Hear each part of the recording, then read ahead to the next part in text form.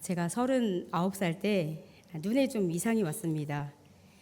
갑자기 반듯한 글자가 막 이렇게 굴곡이 져서 보이고요. 같은 글자인데 크게 보이고 작게 보이고 하더라고요. 그래서 하루는 그냥 지나갔어요. 내가 좀 피곤해서 그런가 지나갔는데 이틀째 되는 날 그게 더 심해지는 거예요. 그래서 어지럽기도 하고 그래서 금방 근처에 있는 안과를 갔지요. 갔더니 의사 선생님이 진단을 하시면서 지금 집에 가지 말고 빨리 큰 병원으로 가라고. 이거 지금 치료하지 않으면 눈이 시력을 잃는데요. 그래서 그냥 가자마자 뭐 입원 준비도 못하고 그냥 그 즉시 충대병원을 입원을 해서 한 5일 정도 치료를 받았습니다. 그래서 의사 그 진단명이 하라다 병이라는 것인데 제가 면역력이 떨어졌을 때 제 몸에 있는 바이러스가 저를 공격한 거예요. 그래서 저의 검은 부분은 다 하얀색으로 만들어요. 그러니까 눈은 완전히 안 보이는 거고 시력이 많이 떨어지고 제 머리는 다 흰머리로 바뀌고 제 팔에도 흰 반점이 생기기 시작해요. 그래서 스테로이드 약을 정말 저는 간호사님도 계시지만 최대 용량으로 먹었습니다. 6개월 동안. 그러지 않고는 이거를 고칠 수 없다 그래서 이제 신장이 망가지긴 한데요. 그 스테로이드 약을 장기간 복용을 하면 이제 그거가 문제가 아니라 눈이 돌아와야 되는 거잖아요. 그래서 그렇게 제가 그 하라다 병명을 받고 완치는 안 됐는데 제 몸에 염증은 남아 있습니다. 그런데 감사하게도 지금 그때 그 시력을 제가 39살이었으니까 거의 10년 넘게 그 시력을 그대로 유지하고 있어요. 얼마나 감사해요. 그렇죠? 이게 병이 면역력이 떨어지면 다시 시력을 잃게 만드는 병이래요. 그래서 그런 희귀 자가 면역 질환이래요. 희귀. 그래서 제가 가지고 있는 눈에 대한 그 당연함을 누리고 살았는데 엄청난 하나님의 은혜였구나라는 것을 제가 깨닫습니다. 혹시 지금 이 자리에서 안경 안 끼시는 분들 정말 감사하세요. 정말 감사하셔야 돼요. 왜냐하면 안경 쓰는 게 저도 중학교 때부터 썼지만 굉장히 불편하지만 그래도 안경 때문에 제가 여기까지 잘 온 것처럼 노안이 왔다고 불평하지 마십시오. 저 하나님의 은혜십니다. 예전에 예능 프로가 당연하지라는 예능 프로가 있었어요. 혹시 기억나시는 분들 계시죠? 이 게임이 뭐냐면 둘이 게임을 하는데 한 사람이 엉뚱한 말을 하면 그냥 앞에 사람은 이기려면 무조건 당연하지를 외쳐야 되는 거예요. 한 예로 너 못생겼지? 그러면 당연하지. 무조건 해야 되는 거예요. 근데 너 키가 130밖에 안 되는 초등학생 아니야? 너 키가 130이지? 그러면 저한테 그렇게 물어보면 당황해서 제가 말을 못할 것 같아요. 그러면 게임에서 지는 거예요. 그런 게임이 있었거든요. 자, 오늘 본문에 등장하는 10명의 나병 환자가 있습니다. 9은 당연하지 게임에서 승리했어요. 하지만 그중 1명의 나병 환자는 당연하지 게임을 멈췄습니다. 이유는 당연하지의 눈을 감았기 때문이에요. 우리가 당연하다고 생각하는 눈을 뜨면 당연한 것들만 보이기 시작합니다. 그런데 진짜 당연함의 눈을 감으면 진짜 보아야 할 것들이 보이기 시작해요. 그것이 무엇인지 이 시간 함께 우리가 본문 속으로 들어가 보겠습니다. 예수님께서 예루살렘을 향해 올라가실 때였어요.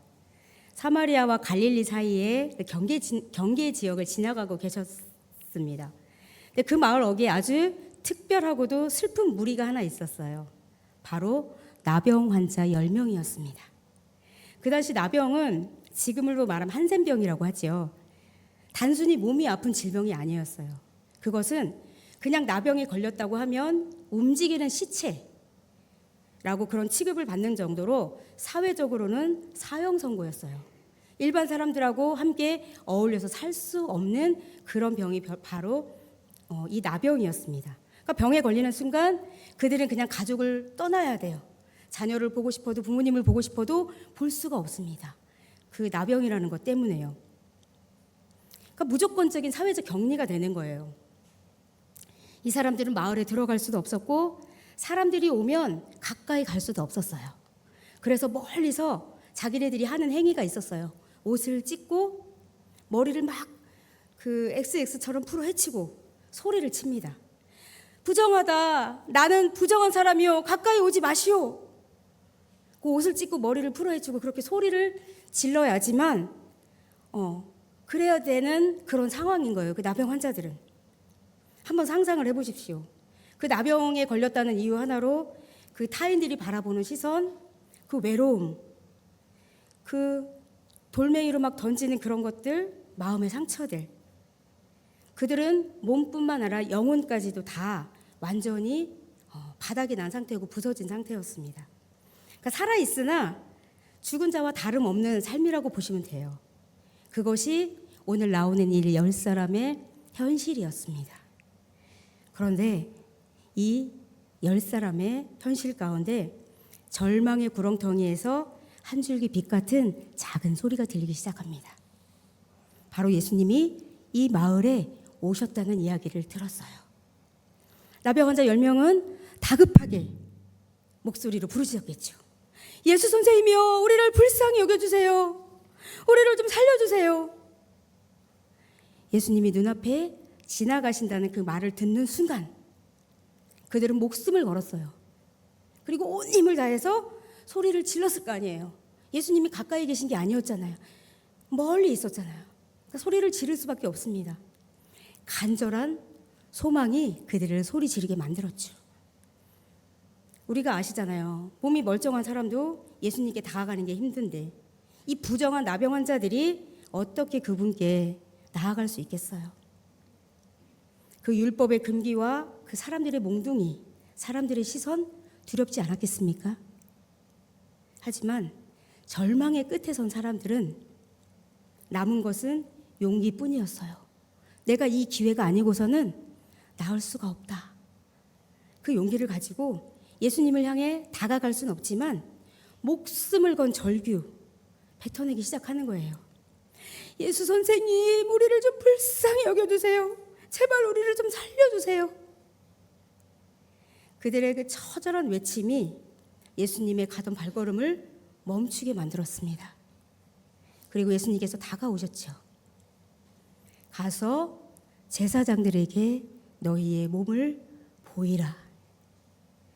당시 율법에 의하면 나병 환자들이 나은 사람들은 반드시 제사장에게 가서 진단을 받아야 했습니다. 내가 나았다는 그 증명서를 받아와야 했습니다.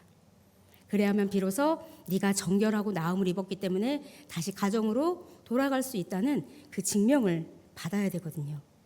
그래야 가족의 품으로, 사회의 품으로 돌아갈 수 있었습니다. 그런데 여기 보면 잠깐의 함정이 있어요. 그들이 예수님의 말씀을 듣고 가서 내 몸을 보이라 하고 돌아서는 순간 갔을 거 아닙니까? 그런데 자신의 몸을 보는 순간 놀라지 않을 수 없는 거예요. 내 몸이 아무렇지 않게 그대로 그냥 똑같거든요. 손가락은 여전히 문드러져 있고 피부는 아주 흉측하고 그대로인 거예요. 고통은 계속 뼛속까지 느껴지는 거예요. 만약 여러분이 그 자리에 있었다면 어떠실 것 같으세요? 돌아서면 병이 나을 것 같은데 돌아섰는데도 여전히 그 모습일 때 여러분은 어떻게 하실 것 같으십니까? 아니, 예수님, 우리가 보이지 않는 거야? 아직도 이 모양인데 제사장 앞에 가라는 게 말이 돼? 이 몸으로 갔다가는 우리가 사람들한테 도리어 돌로 맞아 죽어 라고 반발하지 않겠습니까? 바로 이 지점이 믿음의 시험대였습니다. 10사람은 서로를 바라보았어요. 그래도 그것을 믿고 걸어갔습니다. 그런데 갑자기 기적이 일어났어요. 그들의 눈에 보이는 현실은 아직 나은 몸은 아니지만 걸어가면서 자기의 몸이 차츰차츰 나아가는 모습을 보게 됩니다. 이 10사람은요, 예수님의 말씀을 제사장이 가라라고 하는 말씀을 끝까지 붙들고 신뢰한 것입니다. 그리고 결단한 거예요. 간 것입니다. 그래서 그들은 발걸음을 떼기 시작한 거죠. 기적이 일어났잖아요. 10명 모두가 다 깨끗하게 치유받았습니다. 살았다. 우리 몸이 깨끗해졌다. 이 나병 환자는 수년 동안, 어쩌면 수십 년 동안 썩어 문드러졌던 그 살결이 깨끗해진 것을 보고 얼마나 자기네들도 놀랐을까요? 기적을 체험한 거죠. 기적을 체험한 10사람은 살았다는 기쁨에 겨워서 각자 발걸음이 빨라지기 시작했겠죠. 어디로 갔겠습니까? 상상해 보십시오. 먼저 집으로 가든지 정말 가까운 곳에 빨리 나의 몸을 알리고 싶은 곳으로 갔겠지요. 진단을 받고 가족에게 돌아가는 게 그게 원래 우리가 생각하는 그거잖아요. 그러니까 급선무인 거잖아요. 빨리 가서 내 몸이 이렇게 나았다는 걸 보여주는 거잖아요. 그들은 모두 자신이 받은 하나님의 선물이잖아요. 이거는 그렇죠? 하나님이 거저 주신 선물인데 그 치유를 받았지만 이 너무 기쁘고 흥분한 나머지 그것을 잠깐 잊어버린 거예요. 그리고 나에게 이 나병 환자를 낫게 하신 분이 누구신지 그 주인공이 누군지 잊어버린 겁니다. 그 아홉은 그 기적을 가지고 감격하고 기뻐했어요. 그러나 오늘 본문에 나오는 이 한 사람, 이 사마리아 나병 환자는 기적을 일으킨 주님을 기억했어요. 생각했어요. 가던 걸음을 멈췄어요. 그게 바로 나병 환자 아홉과 이 한 사람의 차이고 다름입니다. 예수님은 그 자리에 서서 기다리고 계셨어요. 나병을 고쳐준 그분, 자신의 인생을 뒤바꿔 놓은 그분께 고맙습니다 라는 말 한마디 하기 위해 돌아온 그 사람은 놀랍게도 10사람 중에 단 한 사람밖에 없었어요. 아홉은 모두 그 기쁨에 그 감격에 뒤도 돌아볼 겨를도 없이 각자의 행복을 향해 흩어졌습니다. 어찌 보면 우리의 모습도 이와 같지 않을까요? 닮아 있지 않을까요? 우리가 기쁠 때, 또 우리가 문제가 해결됐을 때, 우리가 또한 응답 받았을 때 그 하나님이 주신 은혜와 축복을 우리가 누리기에 바빠서 정작 하나님이 주신 것이라는 것을 잊어버리고 우리가 살아갈 때가 얼마나 많은지요. 병상에서 살려만 주시면 제가 주님을 위해 살겠습니다 라고 서원을 해놓고 막상 건강을 찾게 되면 세상의 바쁜 일상 속으로 또한 파묻혀버리죠. 우리의 모습이 바로 이 9명의 모습은 아닐까요? 그런데 그때 저 멀리서 발소리가 들려옵니다. 한 사람이 숨을 헐떡이며 예수님께로 다시 뛰어오는 거죠. 아까 가던 길을 멈췄다 그랬잖아요. 예수님의 은혜를 기억했다 그랬잖아요. 오늘 본문 15절 16절은 이렇게 기록하고 있어요. 그 중에 한 사람이 자신이 낳은 것을 보고 큰 소리로 하나님께 영광을 돌리며 돌아와 예수의 발 아래 엎드려 감사하니 그는 사마리아 사람이라. 사마리아 사람은요, 아시다시피 유대인들이 가장 천재시하는 사람들이에요. 멸시하는 사람들이에요. 이방인입니다. 사마리아 사람은요. 9명의 유대인들은 그 자기가 받은 은혜가 당연하다고 생각했어요. 그렇지만 도리어 손가락질 받던 그 사마리아, 그 한 사람은 가장 먼저 가던 길을 멈추고 다시 하나님께 턴해서 숨을 헐떡거리면서 그 감사를 하나님께 돌리기 위해서 막 예수님께로 뛰어갔던 그 한 사람. 하나님께 감사를 돌렸지요. 그는 그냥 고개로 감사합니다가 아니라 예수님의 발 앞에 엎드렸습니다. 내 자존심, 내 체면, 모든 것을 내려놓고 엎드린 거예요. 발 아래 엎드렸습니다. 그리고 얼굴을 땅에 대고 감사의 고백을 예수님께 쏟아냈어요. 온 몸과 온 마음을 다해서 정말 진심으로 하나님께 감사를 올린 거예요. 예수님이 그를 내려다보시며 깊은 탄식과 함께 물으십니다. 10사람이 다 깨끗함을 받지 않았느냐? 그 9은 어디 있느냐? 이 이방인 외에는 하나님께 영광을 돌리러 올 자가 없느냐? 그리고 그 사마리아인을 향해서 예수님께서 그 사마리아인의 인생을 바꾸시는 최고의 선언을 말씀하십니다. 일어나 가라! 내 믿음이 너를 구원하였느니라. 여러분, 이 대목이 아주 가장 중요한 대목이에요. 10사람 모두 육체의 병을 고침 받았어요. 그것은 반드시 치유입니다. 하지만 돌아와 감사를 드린 이 사마리아인은 육체의 치유를 넘어서 영혼의 구원까지 받은 거예요. 이렇게 감사는요, 우리의 영혼을 하나님과 연결하는 통로입니다. 믿음의 열매입니다. 곧 감사의 고백을 했잖아요. 감사의 고백을 통해서 믿음을 얻었잖아요. 내 믿음이 너를 구원한다 그랬잖아요. 그러니까 믿음을 통해 구원에 이르는 은혜를 이 한 사람은 경험한 것입니다. 사랑하는 성도 여러분, 우리는 참 많은 것을 당연하게 여기면 생각하고 있어요. 아침에 눈을 떠서 숨을 쉬는 것, 가족들이 있는 것, 우리가 분주하지만 아침에 막 준비를 하고 일할 수 있는 일터로 갈 수 있다는 것, 그리고 지금 병원에 누워 있지 않고 여러분 건강하셔서 이렇게 예배의 자리에 나와서 예배하시는 거, 내가 손가락이 건강해서 피아노 반주할 수 있는 거, 내가 마이크를 들고 찬양할 수 있는 거, 얼마나 감사한 조건들이 너무 많잖아요. 우리가 눈으로 성경을 보고 입으로 찬양하고 다 나열할 수 없어요. 이 감사, 이 하나님이 주신 이 소소하고 작은 감사는 우리가 다 나열할 수 없지만 우리가 기억은 해야 돼요. 그런데 이 당연함이란 세 글자가 우리 안에 익숙함이라는 세 글자로 들어오면 그것은 여러분이 당연함의 권리에 눈을 뜨신 겁니다. 당연하지. 아까 게임에서 했듯이 당연하지.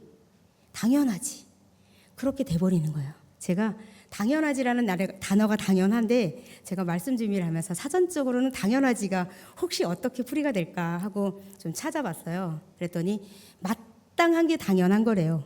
그래서 그럼 마땅한 게 뭔지 또 찾아봤어요. 그랬더니 당연한 게 마땅하다고 나오더라고요. 그러니까 우리는 어쩌면 그럴지 모르겠어요. 그냥 우리가 결론을 짓는 거예요. 당연하지, 마땅하지. 그런데 하나님 앞에 당연하지가 있을까 싶어요. 그래서 당연함에 눈을 뜨면 정말 당연함밖에 보이지 않아요. 그거 이렇게 한 거 당연하지 않아? 이렇게 한 거 당연하지 않아? 내가 가족들하고 함께 식사할 수 있는 거, 내가 얼마나 열심히 우리 가정을 위해서 일하고 힘들게 해서 우리 가정이 이렇게 하나가 됐는데 내 노력이야. 당연하지라고 할 수 있잖아요. 내가 건강 챙기고 이렇게 건강하게 나온 거, 내가 운동을 얼마나 열심히 하는지 알아? 나 정말 피곤한데도 불구하고 내 건강을 지키기 위해서 운동해. 이거 당연한 거 아니야? 라고 우리가 당연하다고 여겨질 수 있어요. 거기가 당연하다는 권리에 빠질 수 있어요. 그런데 착각이죠.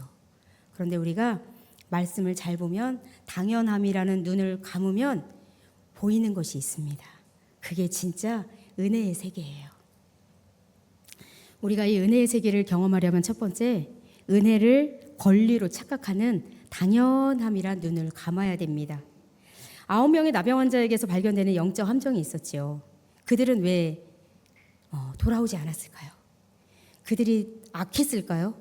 아니면 그들이 마음이 사악했을까요? 아닙니다.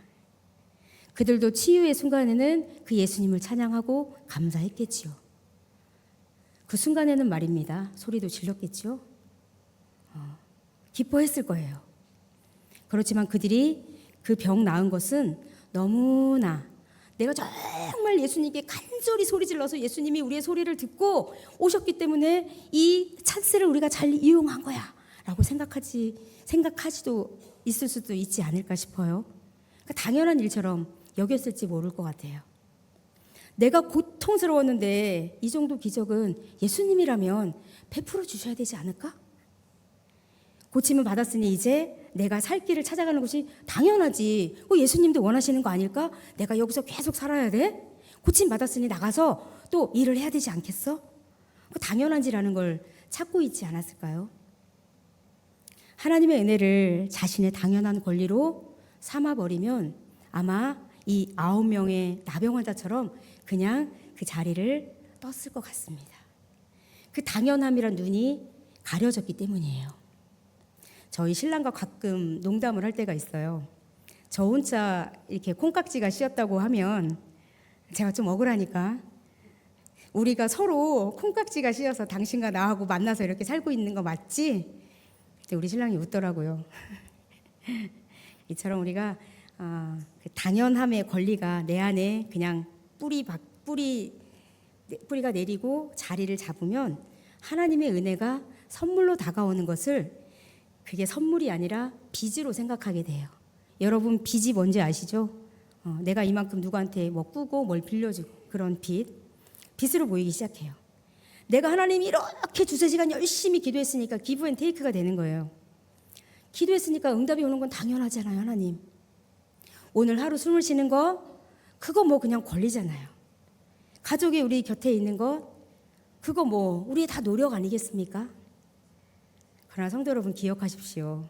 우리의 지금 이렇게 말하는 호흡, 숨 쉬는 거 하나하나, 눈물 한 방울, 제가 지금 딛고 서 있는 이 튼튼한 다리, 이 손, 이 눈, 모든 것, 이 땅까지도 모두가 전적인 하나님의 은혜입니다.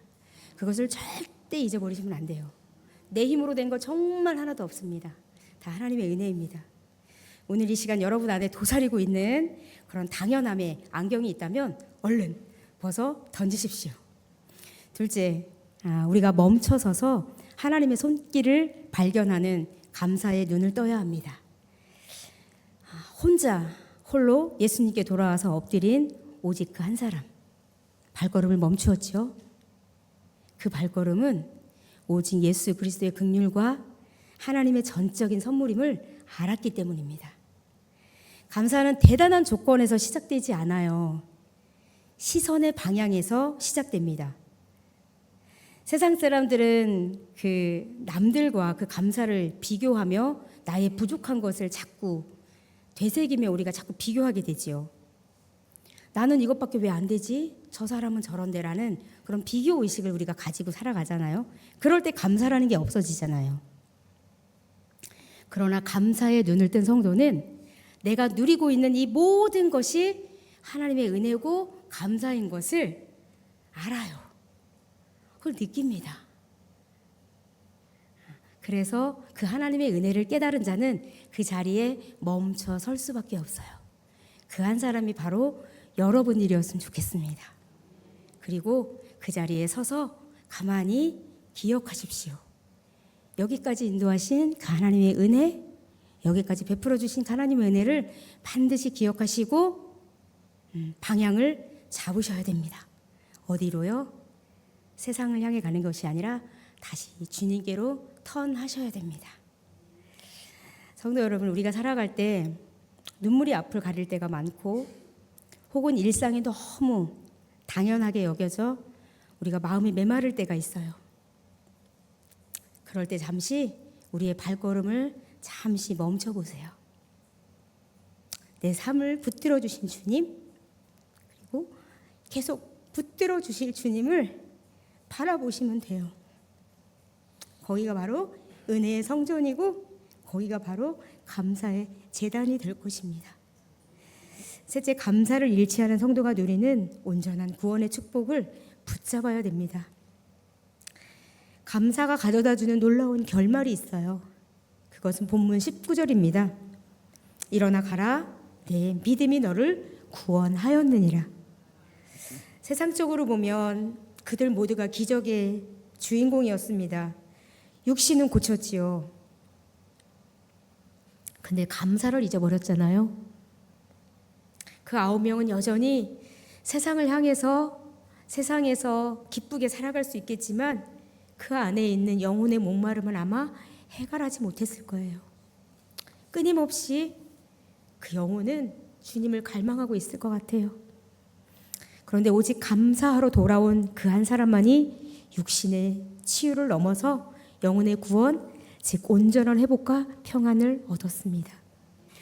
성도 여러분, 감사는 단순히요 기분의 문제가 아니에요. 내가 기쁘고 막 좋을 때, 그럴 때 막 그 감사가 올라오는 게 아니라 내가 슬프고 어렵고 힘들고 이런 상황과 현실이 이해되지 않을 때도 우리는 그 감사를 꼭 그 가운데서 찾으셔야 됩니다. 기쁘고 좋을 때만 감사를 찾는 것이 아니라 어느 상황에 있든지 분명히 감사를 찾아서 그 하나님이 주신 그 감사의 그때 그 잊어버리지 않고 놓치고 가지 않는 여러분이 됐으면 좋겠어요.